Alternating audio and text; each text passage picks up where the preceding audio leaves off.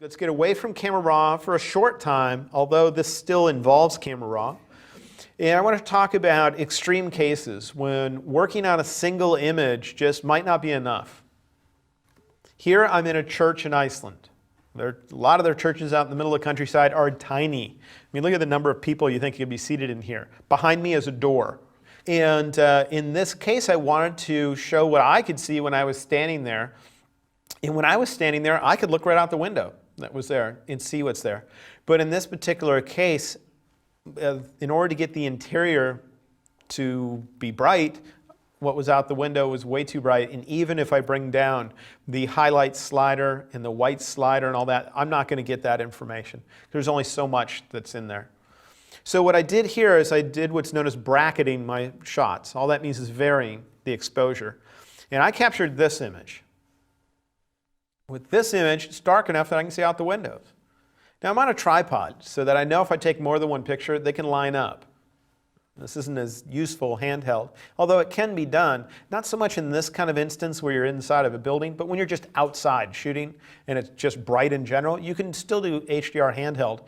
But if you're inside where there's not a tremendous amount of light, you will need a tripod. So in this case, I captured this shot, and in my camera, if I had a histogram, I would be making sure that there's not a spike on the right side. Do you remember the right side is where white is? And if there's a spike, it means white takes up a lot of space. And that would mean in the bright part of my picture, there's no detail. I went until either there was no spike or there was a slight gap there, meaning it's not white in the brightest part of my picture. In order to get that, the rest of the histogram was jammed way over towards the left where black is, because look at the rest of this room. It's almost all black. So I got that shot where I got my highlight detail. Then I took one more shot and got this one. But I know what happens if I try to brighten up an overly dark thing. If I try to brighten up a really dark thing, I get a lot of noise in there showing up, right? So instead of stopping there, I took another shot. And even that one had areas like over here where this, I think this is a organ or piano over here, is so dark that if I brighten up, it's going to be really noisy. So I took another shot. And the piano thing is still dark. So I took another one. And I just kept doing that until whatever was important in the dark part of the picture, it was easy to see the detail in it. It wasn't so dark that I was going to have to brighten it dramatically where you see all the noise. So even here, there it's not necessarily so bright you can easily see the detail, but that's where I stopped. So I could have continued and taken one more. Because what do pictures cost these days? Digital cameras. It costs your time, you know. So now I want to merge those images together into one. Now when you take these shots, you can set up your camera on something called auto bracketing. And each camera is different as far as how it's set up, but if you set it to auto bracket, you can tell it to take 3 shots if you press and hold the shutter, and they vary in brightness. And in some cameras, you can tell it to take 5 or 7, that kind of thing. And, oops, I didn't mean to do that.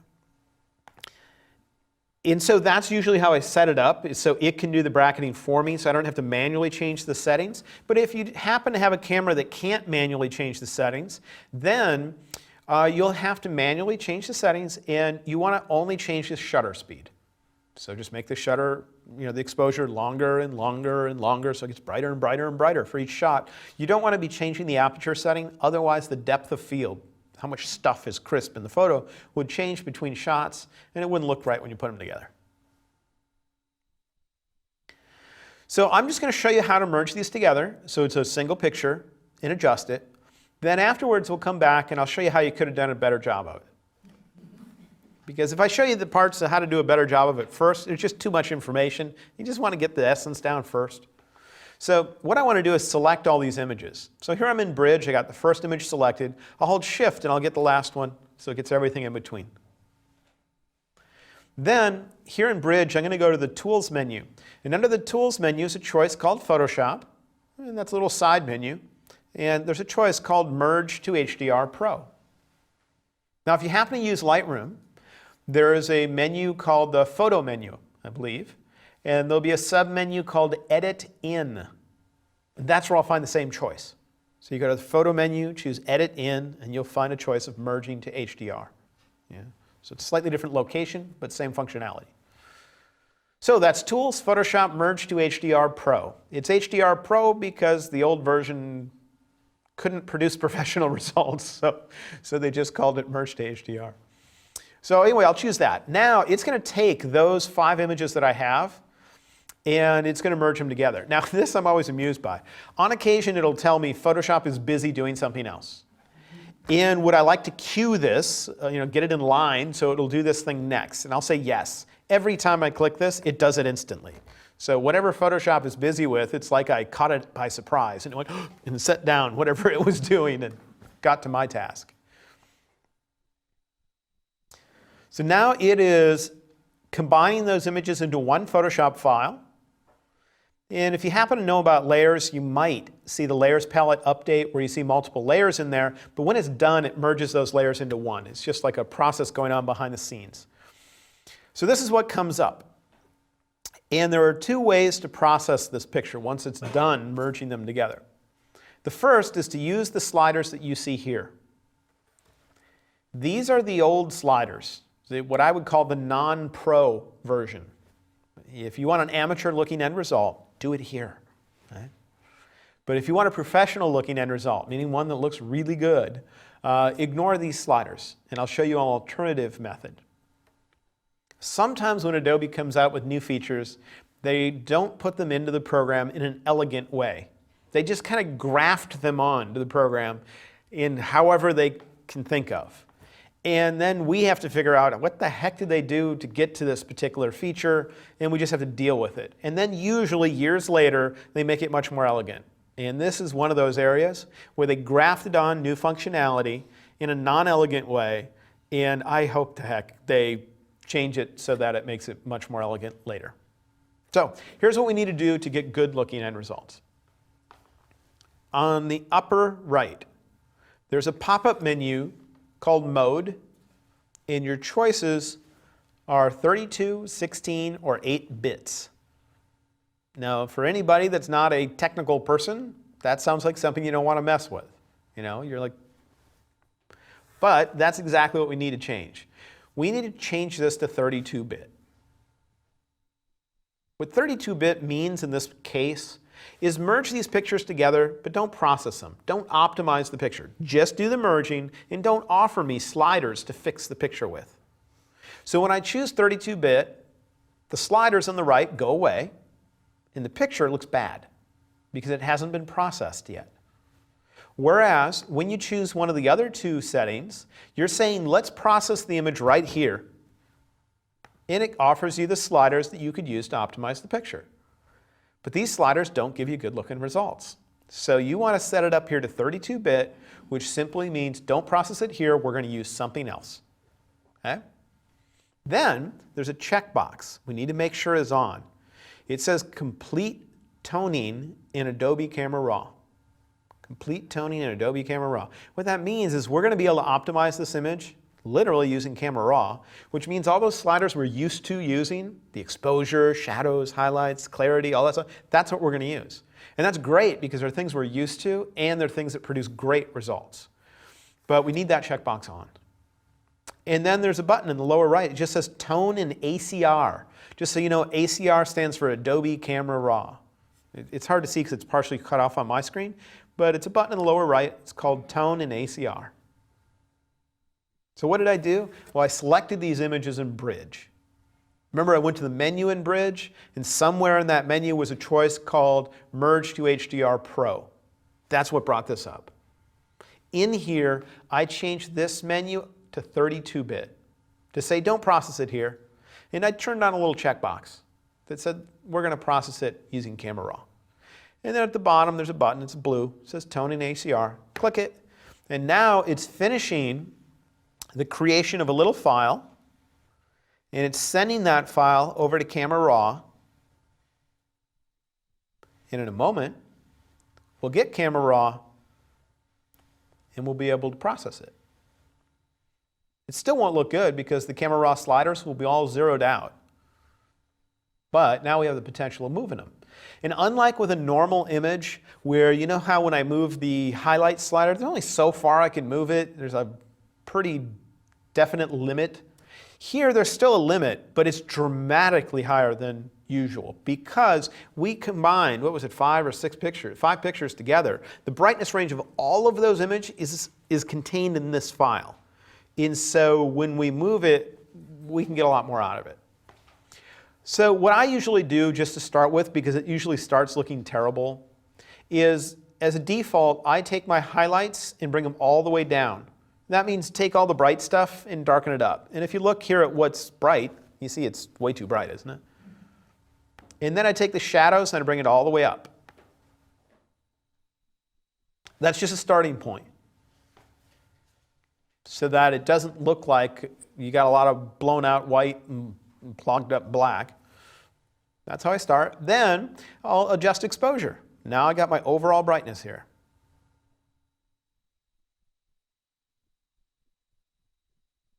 So I'm trying to get the majority of the image to look good. I don't care if a little part doesn't look right, it's the majority. Somewhere in there, the majority of the image.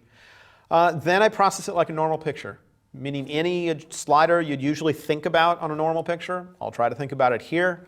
And so I can come in here and let's say clarity, make it pop a little bit more, bringing that up.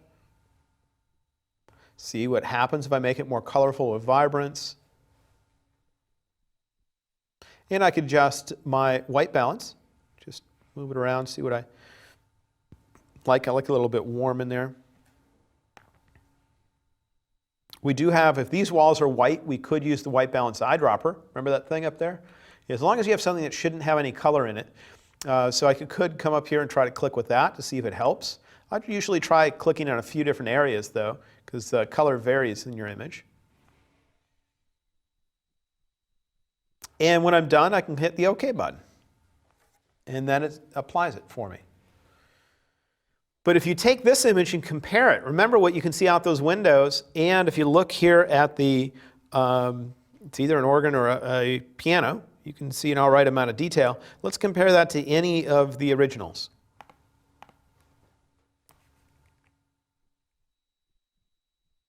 That's probably one of the better ones for the inside, but look at the piano, look at out the windows, it just doesn't have it like this.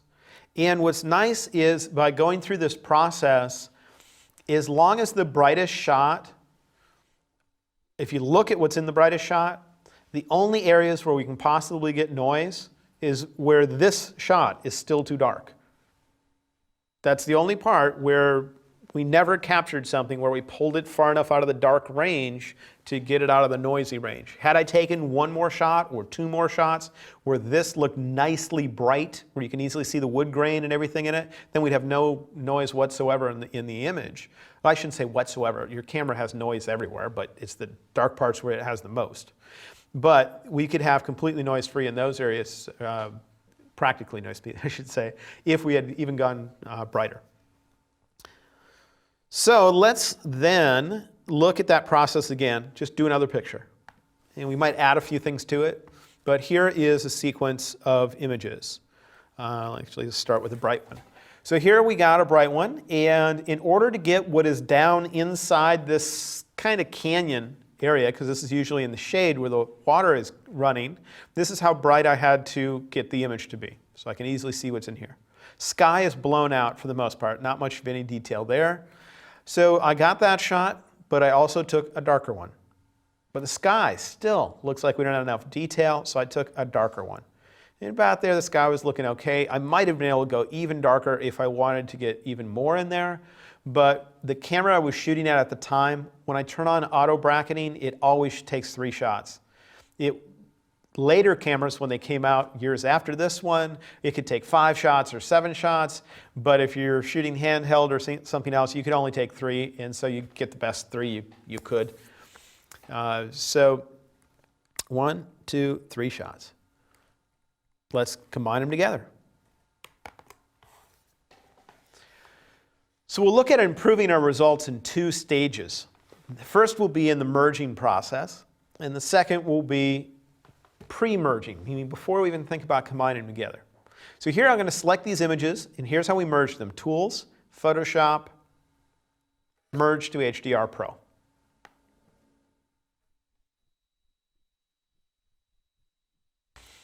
That's when it's doing its work of combining it together, and that's where we're going to finally be presented with that big dialog box.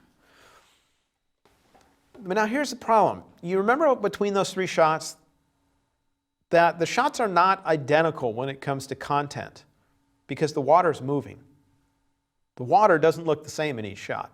When you change your shutter speed with water, longer exposures make water look silky because it gets that motion blur look.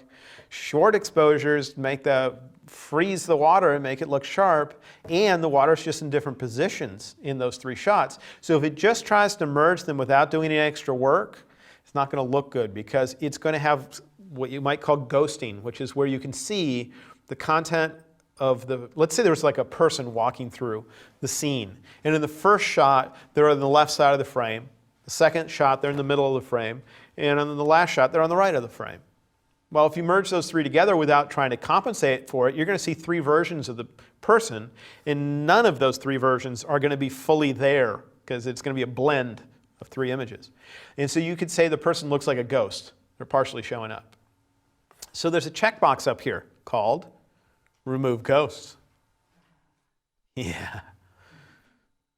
And if I turn that on, what it's going to do is it's going to think of one of our images as being the master image, where whatever the position of everything that's in the frame is in that shot is where it's going to try to maintain. And then it's going to compare that master shot to the other ones. And it says, well, if anything is in a different position in that other shot, I'm going to try to suppress it. Somehow I'm going to try to retouch it out where it just doesn't show up. So if there's a person, like I said, in those three shots, in a different position in each one, whichever one I choose as the master shot, that's the position of the person I get in there. And the way you figure it out is once you've turned on the Remove Ghost checkbox, then if you look in the lower left, this is always a list of the exposures you're merging. So before, when we had 5 exposures merged, there was 5 of them in this list. You might not have noticed it, but it was down there. The checkboxes down there tell it, are you going to use this exposure or not? If you turn it off, it would ignore one, or 2, or all of them. And then the green box. Do you see the green box around one of them? That determines which one is the master, the one it's comparing all the others to. So what I'm going to do is just click on the other thumbnails that are down there, the other miniature versions of the picture, and I'll look at the image. I know it's dark looking here, but I can still somewhat tell what the results will look like. So right now it's on the image on the right. I'll click on the middle one. Can you see the waterfall change at all? I'll click back. Okay. And I'll click on one on the left. All right. So I can tell it which one to consider to be the master. Now, if it's too hard to see because it's just too dark and everything, what you could do is temporarily change the setting on the right side. Remember that pop-up menu? To say, act as if I'm going to process the image here, even though it's going to look shitty. But it's better than not having any processing at all as far as the look goes. And you could fine-tune these settings and say, oh, I'll brighten it up a little so I can see more of what's in there. And then click between these and say which one makes the area where the motion was look its best. It's a personal choice. There's no right answer. It's whichever one you like best. Let's say it's that one. Okay? Once you've determined that, then I'd change this back because this kind of processing really does not look good. And so we only wanted it to get a better preview here. Now we're going to change it back to 32-bit. Changing it back did not turn off the Remove Ghost checkbox. It did not change which one of those images was highlighted in green, meaning which one's master. It just made it so we don't have a good preview. We have an unprocessed picture. So now I'll click on Tone and ACR. So before I do that, what did we do in here? Well, we thought, was there any motion in this image? Motion is a windy scene where there's trees or a flagpole with the flag flapping or people walking through, that kind of stuff. Remove ghosts is what you need. And then you click through the images in the lower left and just see which image makes it look the best. Some of them make it look terrible in some images. And then you'll hit the one you're like, oh yeah, that one looks clean. So now I'll click the Tone and ACR button in the lower right, and that'll just take a minute, and it will send me over to Camera Raw. And as usual, I will start off by taking the shadows in the highlight sliders and moving them to their extremes. And then the next thing I do after that is adjust exposure. It doesn't mean I leave the shadows in the highlight sliders at their extremes. I just start there. I wish it was the default for HDRs. And then you might move them in if it's too much, but otherwise this is what you start with, which doesn't look very good. But when I bring highlights all the way up, shadows all the way up, highlights all the way down, then it becomes easier to adjust my brightness with exposure. And if the highlights are too much, I can always bring them back. Doesn't mean I end where I started. It just means I need some sort of starting point so the picture doesn't look bleh. Yeah. Then I could just adjust the rest of the sliders like I would in any other picture, meaning if there's anything you don't like about the image, think, is there a slider that would target it? In this case, I might want the image to pop a little bit more, and that's usually what clarity does for me. I might make the image a little bit more colorful. And I might, ignoring the waterfall at the moment, see if I can warm it up. It's hard to tell. Just try it. If you're not sure, move the slider, see if it helps. And then I don't like the waterfall. It's too blue and it's not bright enough. And that's when, if I don't know of a slider to use in here, because in this case, bringing up the highlights would brighten it, but the sky get too bright because they're both highlights. That's when you grab the adjustment brush. Remember that brush up there? And we dial in what we want. So just make sure everything else is zeroed out. And I'm going to say brighten my highlights. And I'm going to say shift this away from blue. And I'm going to paint it in. Usually I'd be more careful. I'd zoom up, spend time, getting it, make sure I didn't get too much overspray, that kind of stuff. But now I can fine tune it to say, what color do I want my waterfall? How bright should the highlights be? Maybe I want to bring up some clarity in the waterfall too. But you get the idea? So once you've gotten just the overall brightness right, treat it like any other picture then in your mindset when it comes to approaching the sliders.